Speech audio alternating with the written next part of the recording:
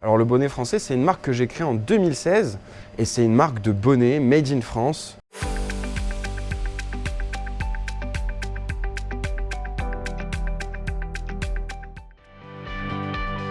On soutient l'emploi en local, mais au-delà de ça, on travaille sur des enjeux environnementaux puisque depuis 2020, on a lancé une gamme de bonnets et d'écharpes recyclées et on travaille avec des fils donc éco-sourcés. Suite à une première campagne de crowdfunding, 4 ans après, on a lancé notre gamme recyclée avec une deuxième campagne Ulule qui a été aussi très bien accueillie. Et le bonnet que vous voyez sur ma tête aujourd'hui, c'est un bonnet créé à partir de jeans recyclés. À la fin de vie d'un jean, eh bien, on peut le retransformer aujourd'hui en un nouveau fil qui est 98% moins impactant pour l'environnement en termes de consommation d'eau, d'électricité et de teinture. Et ce fil est créé dans le Tarn-et-Garonne par un filateur qui travaille ou à partir de fibres issues de chaînes de production ou qui travaille à partir de vieux vêtements.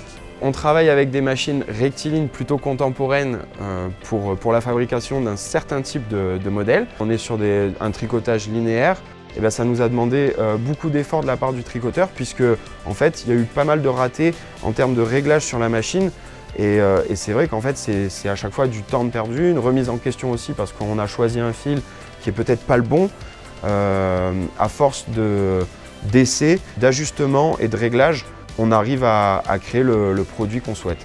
Il y a des jours où bien sûr on se dit j'abandonne, mais au fond de nous on a toujours une voix intérieure qui nous dit de continuer. Quand on voit les retours, on n'a qu'une seule envie, c'est de continuer dans ce sens.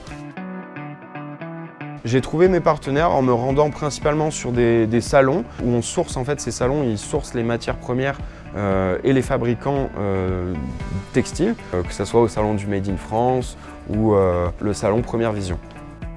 Alors le moment où j'étais le plus fier, ça a été à la fin de la campagne, bien sûr, quand j'ai vu que la campagne était réussite et qu'on avait vendu tous ces bonnets, qu'on allait maintenant pouvoir passer à la préparation des commandes, produire bien sûr les bonnets et les livrer à nos clients.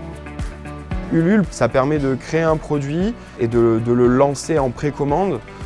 Donc ça permet de tester aussi auprès de nos futurs clients et aussi de communiquer au travers de différents articles qu'on a pu avoir sur la presse locale ou nationale. Alors la préparation d'une campagne, c'est toujours le moment le plus important. C'est-à-dire qu'on a 90% du boulot qui se fait en amont, avant le lancement. Donc ça passe par la recherche de fournisseurs, mais aussi toutes les étapes de support de communication. Comme ça, le jour du lancement, vous n'avez plus qu'à les programmer et que votre rétro-planning se fasse le plus naturellement possible. Bien sûr, il faut respecter les étapes de communication, premier cercle, second cercle et troisième cercle pour être le plus efficace possible. On a rempli la campagne à 100%, à plus de 100% en l'équivalent de 2 jours. Donc, ce qui nous a permis ensuite d'avoir une bonne visibilité et puis à ce que les gens soient rassurés sur le fait que leurs produits soient réellement fabriqués. Les retours des contributeurs ont été géniaux et c'est vrai qu'on a créé un produit qui répondait vraiment aux attentes de nos clients, que ce soit en termes de qualité, de douceur et de chaleur.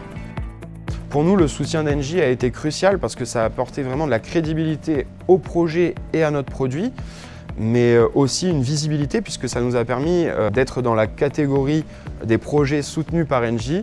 Je voudrais remercier particulièrement les clients Engie qui nous ont soutenus au travers de leurs dons de KiloAct sur notre projet du bonnet recyclé, ce qui nous a permis de le lancer et vous le retrouverez très prochainement sur notre site lebonnetfrançais.fr.